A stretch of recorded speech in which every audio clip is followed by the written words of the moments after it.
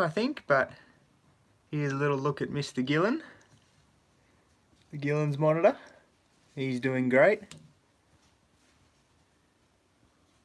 And I cannot wait to get him into his adult setup, which I'll hopefully be building soon. And hopefully some people jump on here so they can see it and say g'day. But today's live stream is going to be all about enclosures. So I'm hoping to make a video where I show off all your enclosures. So I'd really love it if you guys have a nice enclosure you think's pretty cool.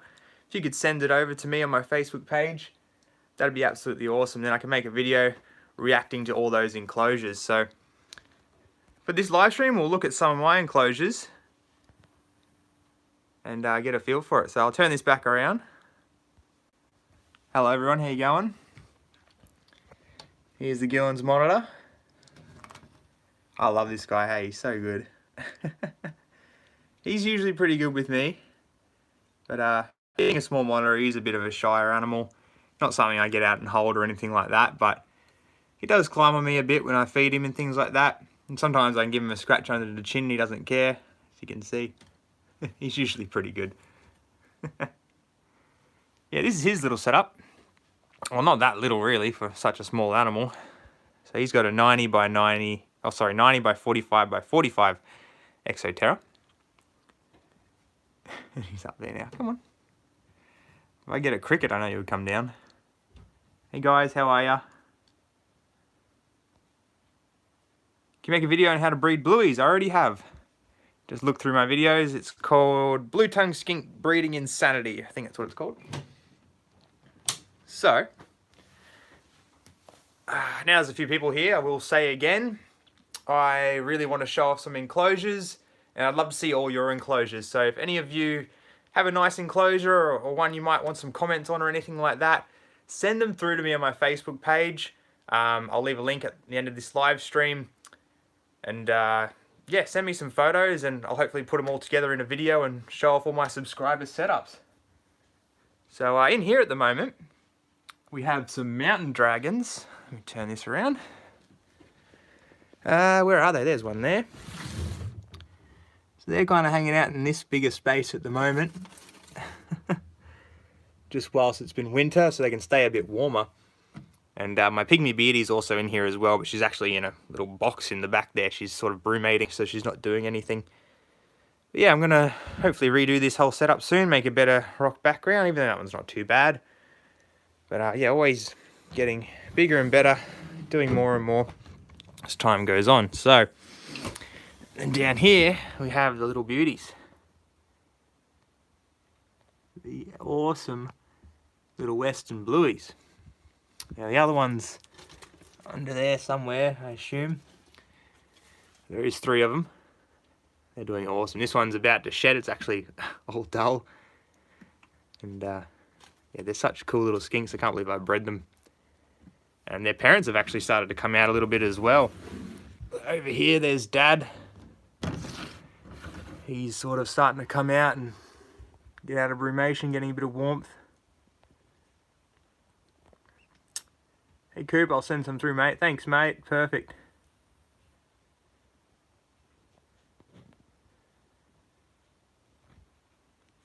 Alright. Speaking of blueys, what we might do is actually go put some outside. So, they're all stacked up right now. Have a look at this. So here's all my whole back blotchies. There's one climbing around like a little nutcase. This is their indoor quarters while it's cold. Because it's nice and sunny, the sun's literally just come out. We'll pop these guys outside. So, bear with me. This might be a bit difficult one-handed. I'll lift this up. Oh, alright. This one's insane, look at that thing. That's Fire Stripe. He's one of my favourites. And then we've got a few others here. That's 3, 4, 5, 6. Where's the last one? There you are. 7. Oh. and they're escaping all over the place. Come on. Alright, let's go. So I'll pop these guys outside for the day. They've been spending most days outside lately with the warm weather. Just bear with me with this one-handedness. Let's hope the internet doesn't bugger off while I go out here. Alright, so this is their big outdoor hutch that they get to go down into. And they'll end up graduating to the pits in no time. So I'll answer some questions and everything in a minute, guys. I'll just pop these guys out here. And again, if anyone who's just started, I want to see everyone's enclosures. So head over to my Facebook page after this live stream, send me a message on there and show me some of your enclosures so I can put them in a video for the future. There we go. Look at that guy. Whew. What a bluey. Look at those colours. This is my favourite skink I've ever produced. Such a beaut. Awesome. There you go, guys. So they're pretty accustomed to being outdoors now most of the time. They're doing well. Alright. So lock them up for the day. And they'll love it out here. So, let me just try and read some of these comments. My Eastern came out of brumation 2 days ago. That's awesome. They're starting to warm up now and get more active, which is really cool. I count sheep when you can count skinks. My Blueys coming out now too. That's awesome. Yeah, it's that good time of year now where things are starting to warm up, things are getting more active. Love it. Alright, now back to some enclosures. So yeah, we had that one for the skinks indoors. It's nothing crazy. I'll just turn the lights off to that one. And then up here, we have the Pygmy python set up. So I hope you all enjoyed that video I made on this one. I absolutely love this enclosure. It turned out really well. And I don't just leave it stock standard how I had it when I set it up. I add new things in all the time. There's some fresh leaves for her to cruise around and check out and change things up as I go. But she spends the day sleeping underneath this this big rock right here. It's kind of got a crack in between there and it sits on top of the other rock. And she spends her day curled up under there normally, especially at the moment because she's actually coming in for a shed. She's basically all pale at the moment, so I'm keen to see her with some fresh scales very soon. But yeah.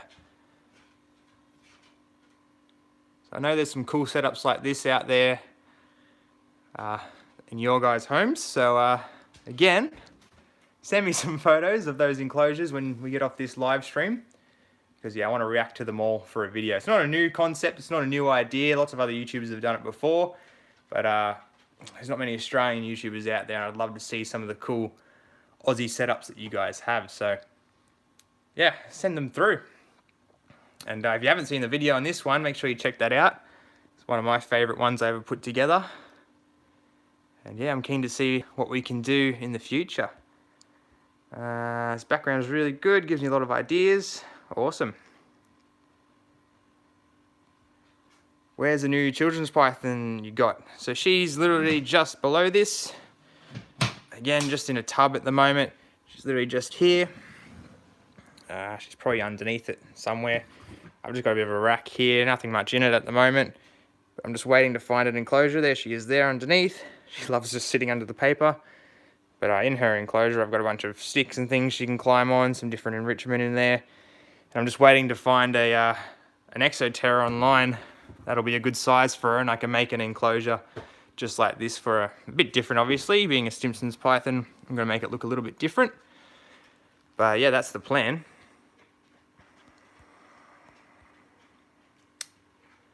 Where was the heat mat in there? In this enclosure?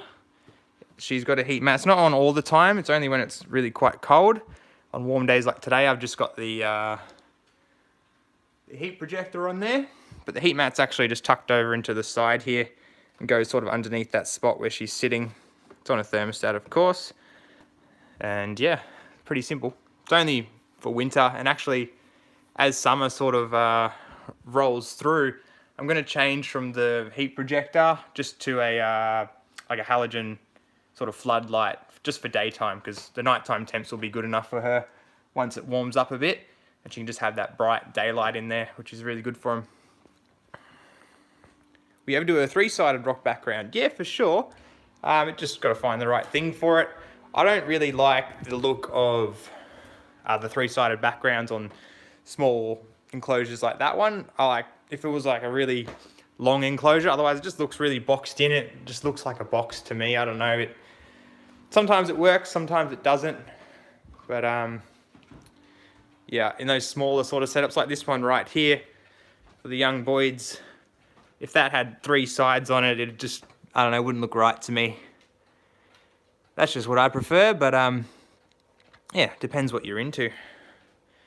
There is obviously benefits to having a 3-sided enclosure in that there's more surface area for the animal to cruise around on and everything like that, but for a smaller setup like this, I just like the look of the background on the back. Unless it was something like a small skink, like some sort of rock-dwelling skink, where I could really, you know, give it a lot of space like that and not have all the trees and things in there, then I'd probably do a 3-sided background. So in here at the moment, we just have that little Boyd's forest dragon chilling, doing good as ever, waiting to go to its new home once lockdown's done. Where do I send the photos on Facebook? Send them directly through Messenger, or yep, so just go on my Facebook page and then hit the message button and you'll be able to send them directly through Messenger. How do you use your thermostats for your wooden vivariums? I basically just have a hole through the back and I put the probe through right near the basking area, and then I set it to whatever temperature I need for then the basking area to reach whatever temperature I want.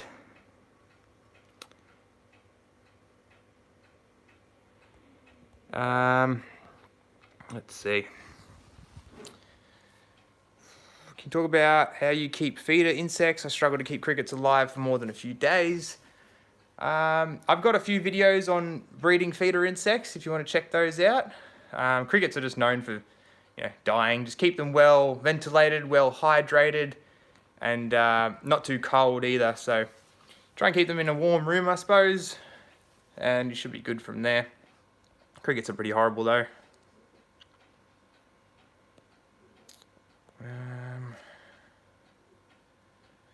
First 3-sided background, I just like making enclosure look as natural as I can. Yeah, absolutely. Speaking of which, these guys, I want to redo the adult Boyd's enclosure. For starters, this plant, they've kind of trashed it, so I need to replace that one. I do have one to replace it, it's just a little bit small. I want to grow it out a bit first. But I also just want to redo the whole background. I don't mind the background, but now that I know how to do this most recent one with all the cracking and everything like that, which I think looks a lot better, I kind of want to do that style in for the adults. So yeah, many projects always down the line. That's how it is, but yeah. With that too, I wouldn't mind making the adults an even larger enclosure. They're not the most active animals in the world, but I just love giving things space, so yeah. Can you feed isopods to your reptiles? Absolutely. These guys smash isopods all the time. If we have a look just under here, there is a ton of isopods living underneath this. They come out different parts of the day and the boys just run down and smash them. But we have a large population in there.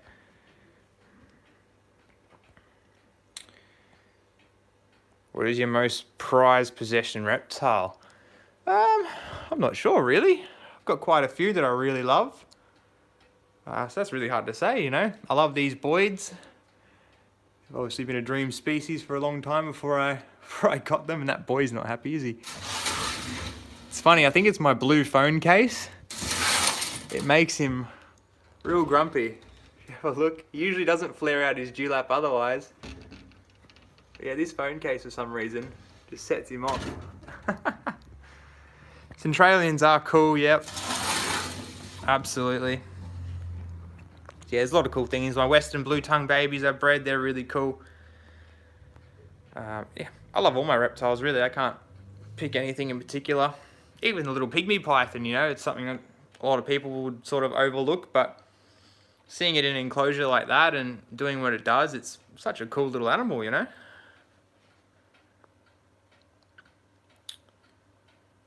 Do you want to see our lizard pits? Yes, absolutely. Any reptile enclosure you have, could be a turtle pond, could be a reptile pit, could be an enclosure like this, a wooden enclosure, whatever it is, I'd love to see it.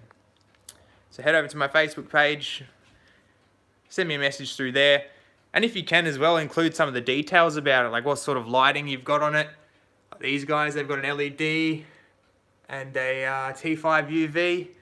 So any little thing like that you want to add to it, go right ahead. I'd love to know about it. Put them all into a video and sort of react to all your enclosures. Centralians are a dream. Have a Eastern blue tongue. Nice. He's 19 years old for a Eastern blue tongue pair. Yeah, that's pretty good. I know Eastern Blueys that have lived for over 30 years, so they could have a long stretch left, but you're doing well so far, that's for sure. Did you get your pygmy from Fuzzy Fox? No, I got it from a guy down in Western Sydney. He just had the one, and the guy who bred it was from Alice Springs, I think, and he sort of just bought one from there. Can't remember the name of their company, but they breed a lot of pygmy pythons, and yeah, it's a great little snake. Got a pretty good deal on it, I think, especially because it's a female.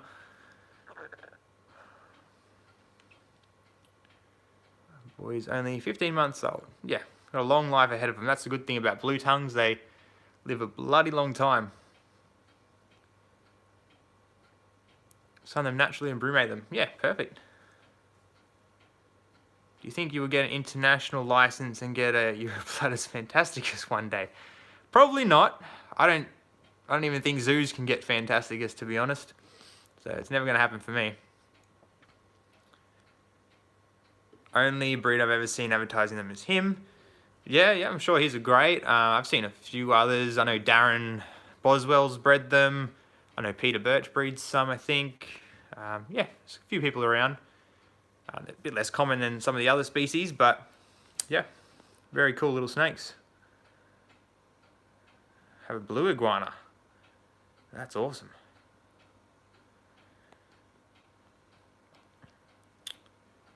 How are the animals at the university? I'm not sure. I haven't been for a little while. I assume they're doing fine. It's winter. Most of them are probably brumating. But yeah, with the lockdown and everything, I haven't been able to go to work in that regard. Not that there was much to do at this time of year anyway. But yeah, we'll find out soon. And yeah. So yeah, I might head off, guys. Hope you've enjoyed this little impromptu live stream. Again, I really want to see all your reptile enclosures. Head over to my Facebook page, Coops Reptiles. Very simple name, I know. Send me some photos of your setups and any details about them you want to add, what lives in it, what kind of lighting and everything like that. And yeah, I'd love to see it, put it in a video and react to it all just for you guys. So yeah, thanks for watching, guys. Thanks for tuning in. I'll see you soon. Leave any other video suggestions, anything you like that. And yeah, we'll see you next time. Thanks, guys.